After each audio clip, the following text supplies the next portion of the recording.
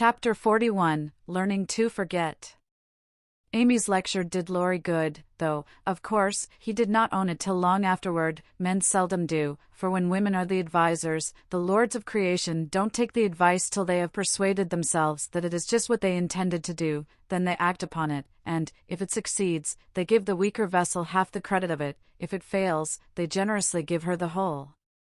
Laurie went back to his grandfather, and was so dutifully devoted for several weeks that the old gentleman declared the climate of Nice had improved him wonderfully, and he had better try it again. There was nothing the young gentleman would have liked better, but elephants could not have dragged him back after the scolding he had received, pride forbid, and whenever the longing grew very strong, he fortified his resolution by repeating the words that had made the deepest impression: "I despise you, go and do something splendid that will make her love you." Laurie turned the matter over in his mind so often that he soon brought himself to confess that he had been selfish and lazy, but then when a man has a great sorrow, he should be indulged in all sorts of vagaries till he has lived it down. He felt that his blighted affections were quite dead now, and, though he should never cease to be a faithful mourner, there was no occasion to wear his weeds ostentatiously. Jo wouldn't love him, but he might make her respect and admire him by doing something which should prove that a girl's no had not spoilt his life. He had always meant to do something, and Amy's advice was quite unnecessary. He had only been waiting till the aforesaid blighted affections were decently interred, that being done, he felt that he was ready to hide his stricken heart, and still toil on. As Gerda, when he had a joy or a grief, put it into a song, so Laurie resolved to embalm his love-sorrow in music, and compose a requiem which should harrow up Jo's soul and melt the heart of every hearer. Therefore the next time the old gentleman found him getting restless and moody, and ordered him off, he went to Vienna, where he had musical friends, and fell to work with the firm determination to distinguish himself. But, whether the sorrow was too vast to be embodied in music, or music too ethereal to uplift a mortal woe, he soon discovered that the requiem was beyond him, just at present.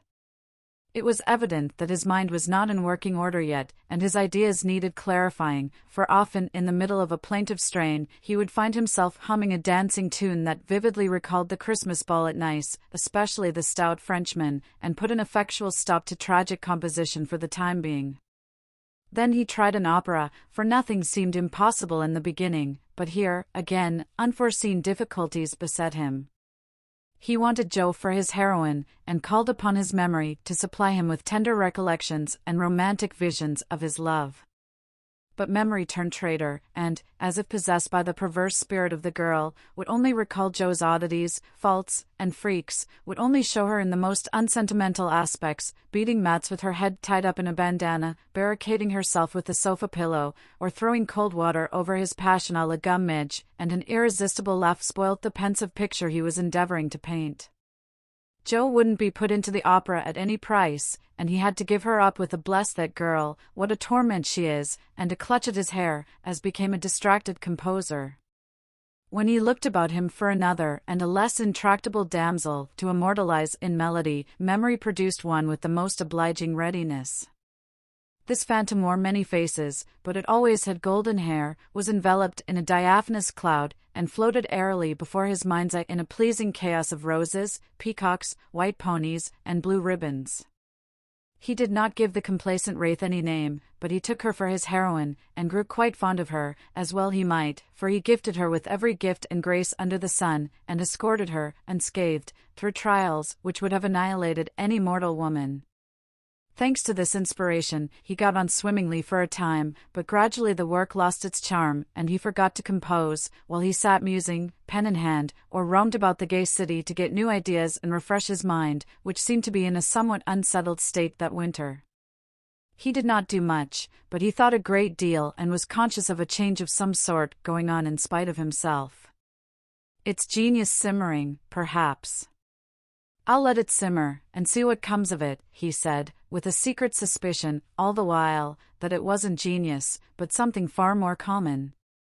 Whatever it was, it simmered to some purpose, for he grew more and more discontented with his desultory life, began to long for some real and earnest work to go at, soul and body, and finally came to the wise conclusion that everyone who loved music was not a composer.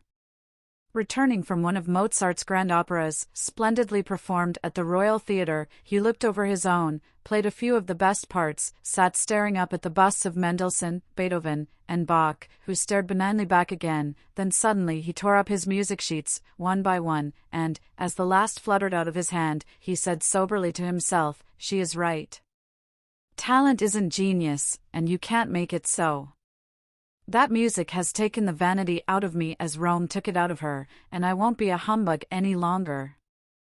Now what shall I do?" That seemed a hard question to answer, and Laurie began to wish he had to work for his daily bread. Now, if ever, occurred an eligible opportunity for going to the devil, as he once forcibly expressed it, for he had plenty of money and nothing to do, and Satan is proverbially fond of providing employment for full and idle hands. The poor fellow had temptations enough from without and from within, but he withstood them pretty well, for, much as he valued liberty, he valued good faith and confidence more, so his promise to his grandfather, and his desire to be able to look honestly into the eyes of the women who loved him, and say all's well, kept him safe and steady. Very likely some Mrs. Grundy will observe, "I don't believe it, boys will be boys, young men must sow their wild oats, and women must not expect miracles." I dare say you don't, Mrs. Grundy, but it's true nevertheless. Women work a good many miracles, and I have a persuasion that they may perform even that of raising the standard of manhood by refusing to echo such sayings. Let the boys be boys, the longer the better, and let the young men sow their wild oats if they must, but mothers, sisters, and friends may help to make the crop a small one, and keep many tares from spoiling the harvest, by believing, and showing that they believe, in the possibility of loyalty to the virtues which make men manliest in good women's eyes. If it is a feminine delusion, leave us to enjoy it while we may, for without it half the beauty and the romance of life is lost, and sorrowful forebodings would embitter all our hopes of the brave, tender-hearted little lads, who still love their mothers better than themselves, and are not ashamed to own it. Laurie thought that the task of forgetting his love for Jo would absorb all his powers for years, but, to his great surprise, he discovered it grew easier every day. He refused to believe it at first, got angry with himself, and couldn't understand it, but these hearts of ours are curious and contrary things, and time and nature work their will in spite of us. Laurie's heart wouldn't ache, the wound persisted in healing with a rapidity that astonished him, and, instead of trying to forget, he found himself trying to remember. He had not foreseen this turn of affairs, and was not prepared for it. He was disgusted with himself, surprised at his own fickleness, and full of a queer mixture of disappointment and relief that he could recover from such a tremendous blow so soon. He carefully stirred up the embers of his lost love, but they refused to burst into a blaze. There was only a comfortable glow that warmed and did him good without putting him into a fever, and he was reluctantly obliged to confess that the boyish passion was slowly subsiding into a more tranquil sentiment, very tender, a little sad and resentful still, but that was sure to pass away in time, leaving a brotherly affection which would last unbroken to the end. As the word brotherly passed through his mind in one of these reveries, he smiled, and glanced up at the picture of Mozart that was before him. Well, he was a great man, and when he couldn't have one sister he took the other, and was happy. Laurie did not utter the words, but he thought them, and the next instant kissed the little old ring, saying to himself, "No, I won't. I haven't forgotten, I never can. I'll try again, and if that fails, why, then," leaving his sentence unfinished, he seized pen and paper and wrote to Jo, telling her that he could not settle to anything while there was the least hope of her changing her mind. Couldn't she, wouldn't she, and let him come home and be happy? While waiting for an answer he did nothing, but he did it energetically, for he was in a fever of impatience. It came at last, and settled his mind effectually on one point, for Jo decidedly couldn't and wouldn't. She was wrapped up in Beth, and never wished to hear the word love again. Then she begged him to be happy with somebody else, but always to keep a little corner of his heart for his loving sister Jo. In a postscript she desired him not to tell Amy that Beth was worse. She was coming home in the spring, and there was no need of saddening the remainder of her stay. That would be time enough, please God, but Laurie must write to her often, and not let her feel lonely, homesick, or anxious. "So I will, at once. Poor little girl, it will be a sad going home for her, I'm afraid, and Laurie opened his desk, as if writing to Amy had been the proper conclusion of the sentence left unfinished some weeks before. But he did not write the letter that day, for, as he rummaged out his best paper, he came across something which changed his purpose. Tumbling about in one part of the desk, among bills, passports, and business documents of various kinds, were several of Joe's letters, and in another compartment were 3 notes from Amy, carefully tied up with one of her blue ribbons, and sweetly suggestive of the little dead roses put away inside. With a half-repentant, half-amused expression, Laurie gathered up all Joe's letters, smoothed, folded, and put them neatly into a small drawer of the desk, stood a minute turning the ring thoughtfully on his finger, then slowly drew it off, laid it with the letters, locked the drawer, and went out to hear High Mass at St. Stephen's, feeling as if there had been a funeral, and, though not overwhelmed with affliction, this seemed a more proper way to spend the rest of the day than in writing. Letters to charming young ladies. The letter went very soon, however, and was promptly answered, for Amy was homesick, and confessed it in the most delightfully confiding manner. The correspondence flourished famously, and letters flew to and fro, with unfailing regularity, all through the early spring. Laurie sold his busts, made allumettes of his opera, and went back to Paris, hoping somebody would arrive before long. He wanted desperately to go to Nice, but would not till he was asked, and Amy would not ask him, for just then she was having little experiences of her own, which made her rather wish to avoid the quizzical eyes of our boy.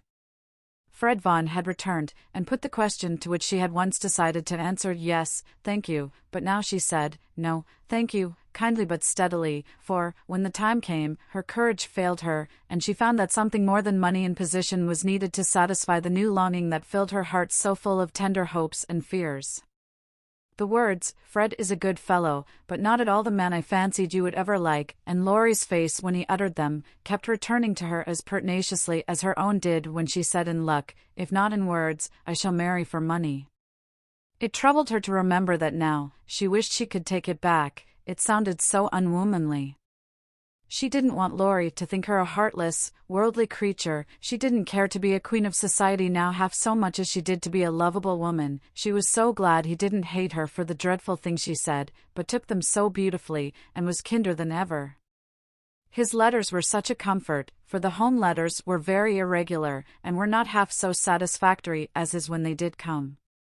It was not only a pleasure, but a duty to answer them, for the poor fellow was forlorn, and needed petting, since Joe persisted in being stony-hearted.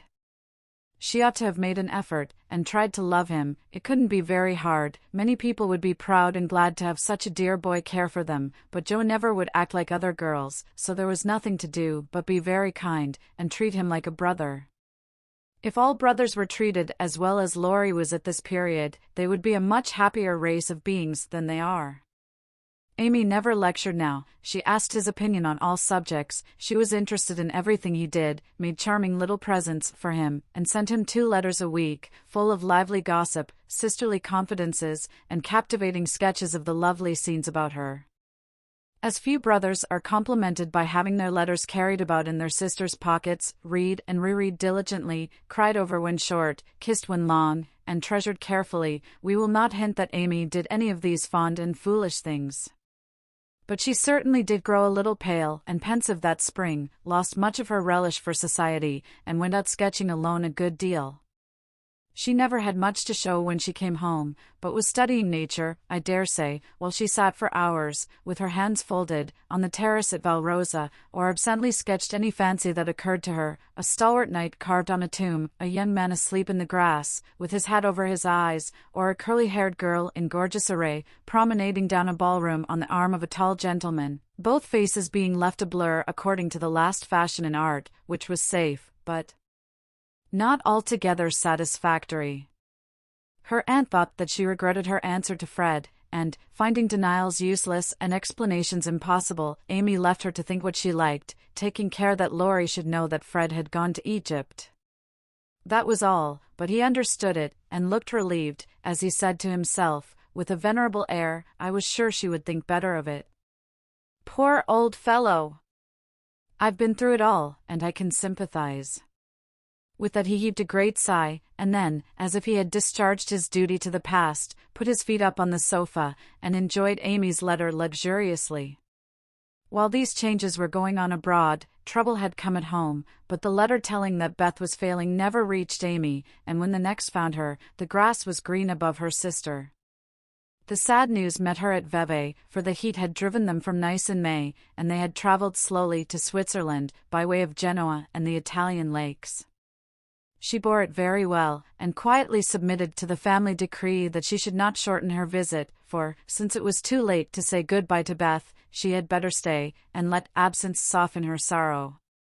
But her heart was very heavy, she longed to be at home, and every day looked wistfully across the lake, waiting for Laurie to come and comfort her. He did come very soon, for the same mail brought letters to them both, but he was in Germany, and it took some days to reach him. The moment he read it, he packed his knapsack, bade adieu to his fellow pedestrians, and was off to keep his promise, with a heart full of joy and sorrow, hope and suspense. He knew Vevey well, and as soon as the boat touched the little quay, he hurried along the shore to La Tour, where the Carrolls were living en pension. The garçon was in despair that the whole family had gone to take a promenade on the lake, but no, the blonde mademoiselle might be in the chateau garden. If Monsieur would give himself the pain of sitting down, a flash of time should present her. But Monsieur could not wait even a flash of time, and, in the middle of the speech, departed to find Mademoiselle himself. A pleasant old garden on the borders of the lovely lake, with chestnuts rustling overhead, ivy climbing everywhere, and the black shadow of the tower falling far across the sunny water. At one corner of the wide, low wall was a seat, and here Amy often came to read or work, or console herself with the beauty all about her. She was sitting here that day, leaning her head on her hand, with a homesick heart and heavy eyes, thinking of Beth, and wondering why Laurie did not come. She did not hear him cross the courtyard beyond, nor see him pause in the archway that led from the subterranean path into the garden. He stood a minute, looking at her with new eyes, seeing what no one had ever seen before, the tender side of Amy's character. Everything about her mutely suggested love and sorrow, the blotted letters in her lap, the black ribbon that tied up her hair, the womanly pain and patience in her face, even the little ebony cross at her throat seemed pathetic to Laurie, for he had given it to her, and she wore it as her only ornament. If he had any doubts about the reception she would give him, they were set at rest the minute she looked up and saw him, for, dropping everything, she ran to him, exclaiming, in a tone of unmistakable love and longing, "Oh, Laurie, Laurie, I knew you'd come to me." I think everything was said and settled then, for, as they stood together quite silent for a moment, with the dark head bent down protectingly over the light one, Amy felt that no one could comfort and sustain her so well as Laurie, and Laurie decided that Amy was the only woman in the world who could fill Joe's place, and make him happy. He did not tell her so, but she was not disappointed, for both felt the truth, were satisfied, and gladly left the rest to silence. In a minute Amy went back to her place, and, while she dried her tears, Laurie gathered up the scattered papers, finding in the sight of sundry well-worn letters and suggestive sketches good omens for the future. As he sat down beside her, Amy felt shy again, and turned rosy red at the recollection of her impulsive greeting. "I couldn't help it, I felt so lonely and sad, and was so very glad to see you. It was such a surprise to look up and find you, just as I was beginning to fear you wouldn't come," she said, trying in vain to speak quite naturally. "I came the minute I heard. I wish I could say something to comfort you for the loss of dear little Beth, but I can only feel," and he could not get any further, for he, too, turned bashful all of a sudden, and did not quite know what to say. He longed to lay Amy's head down on his shoulder, and tell her to have a good cry, but he did not dare, so took her hand instead, and gave it a sympathetic squeeze that was better than words. "You needn't say anything, this comforts me," she said softly. "Beth is well and happy, and I mustn't wish her back, but I dread the going home, much as I long to see them all. We won't talk about it now, for it makes me cry, and I want to enjoy you while you stay. You needn't go right back, need you? Not if you want me, dear. I do, so much. Aunt and Flo are very kind, but you seem like one of the family, and it would be so comfortable to have you for a little while. Amy spoke and looked so like a homesick child, whose heart was full, that Laurie forgot his bashfulness all at once, and gave her just what she wanted, the petting she was used to and the cheerful conversation she needed. "Poor little soul, you look as if you'd grieved yourself half sick. I'm going to take care of you, so don't cry any more, but come and walk about with me. The wind is too chilly for you to sit still," he said, in the half-caressing, half-commanding way that Amy liked, as he tied on her hat, drew her arm through his, and began to pace up and down the sunny walk under the new-leaved chestnuts. He felt more at ease upon his legs, and Amy found it very pleasant to have a strong arm to lean upon, a familiar face to smile at her, and a kind voice to talk delightfully for her alone. The quaint old garden had sheltered many pairs of lovers, and seemed expressly made for them, so sunny and secluded was it, with nothing but the tower to overlook them, and the wide lake to carry away the echo of their words, as it rippled by below. For an hour this new pair walked and talked, or rested on the wall, enjoying the sweet influences which gave such a charm to time and place, and when an unromantic dinner bell warned them away, Amy felt as if she left her burden of loneliness and sorrow behind her in the chateau garden. The moment Mrs. Carroll saw the girl's altered face, she was illuminated with a new idea, and exclaimed to herself, "Now I understand it all, the child has been pining for young Lawrence. Bless my heart, I never thought of such a thing." With praiseworthy discretion, the good lady said nothing, and betrayed no sign of enlightenment, but cordially urged Laurie to stay, and begged Amy to enjoy his society, for it would do her more good than so much solitude. Amy was a model of docility, and, as her aunt was a good deal occupied with Flo, she was left to entertain her friend, and did it with more than her usual success. At Nice, Laurie had lounged and Amy had scolded. At Vevey, Laurie was never idle, but always walking, riding, boating, or studying, in the most energetic manner, while Amy admired everything he did, and followed his example as far and as fast as she could. He said the change was owing to the climate, and she did not contradict him, being glad of a like excuse for her own recovered health and spirits. The invigorating air did them both good, and much exercise worked wholesome changes in minds as well as bodies. They seemed to get clearer views of life and duty up there among the everlasting hills. The fresh winds blew away desponding doubts, delusive fancies, and moody mists. The warm spring sunshine brought out all sorts of aspiring ideas, tender hopes, and happy thoughts. The lake seemed to wash away the troubles of the past, and the grand old mountains to look benignly down upon them, saying, "Little children, love one another." In spite of the new sorrow, it was a very happy time, so happy that Laurie could not bear to disturb it by a word. It took him a little while to recover from his surprise at the rapid cure of his first, and, as he had firmly believed, his last and only love. He consoled himself for the seeming disloyalty by the thought that Joe's sister was almost the same as Joe's self, and the conviction that it would have been impossible to love any other woman but Amy so soon and so well. His first wooing had been of the tempestuous order, and he looked back upon it as if through a long vista of years, with a feeling of compassion blended with regret. He was not ashamed of it, but put it away as one of the bittersweet experiences of his life, for which he could be grateful when the pain was over. His second wooing he resolved should be as calm and simple as possible. There was no need of having a scene, hardly any need of telling Amy that he loved her. She knew it without words, and had given him his answer long ago. It all came about so naturally that no one could complain, and he knew that everybody would be pleased, even Joe. But when our first little passion has been crushed, we are apt to be wary and slow in making a second trial, so Laurie let the days pass, enjoying every hour, and leaving to chance the utterance of the word that would put an end to the first and sweetest part of his new romance. He had rather imagined that the denouement would take place in the chateau garden by moonlight, and in the most graceful and decorous manner, but it turned out exactly the reverse, for the matter was settled on the lake, at noonday, in a few blunt words.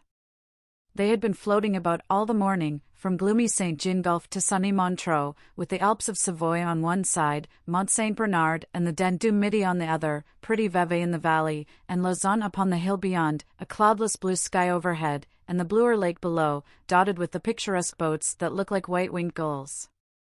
They had been talking of Bonnivard, as they glided past Chillon, and of Rousseau, as they looked up at Clarens, where he wrote his Heloise. Neither had read it, but they knew it was a love story, and each privately wondered if it was half as interesting as their own. Amy had been dabbling her hand in the water during the little pause that fell between them, and, when she looked up, Laurie was leaning on his oars, with an expression in his eyes that made her say hastily, merely for the sake of saying something, "You must be tired, rest a little, and let me row. It will do me good, for, since you came, I have been altogether lazy and luxurious." "I'm not tired, but you may take an oar, if you like." "There's room enough, though I have to sit nearly in the middle, else the boat won't trim," returned Laurie, as if he rather liked the arrangement. Feeling that she had not mended matters much, Amy took the offered third of a seat, shook her hair over her face, and accepted an oar. She rowed as well as she did many other things, and, though she used both hands, and Laurie but one, the oars kept time, and the boat went smoothly through the water. "How well we pull together, don't we?" said Amy, who objected to silence just then. "So well that I wish we might always pull in the same boat." "Will you, Amy?" very tenderly. "Yes, Laurie," very low. Then they both stopped rowing, and unconsciously added a pretty little tableau of human love and happiness to the dissolving views reflected in the lake.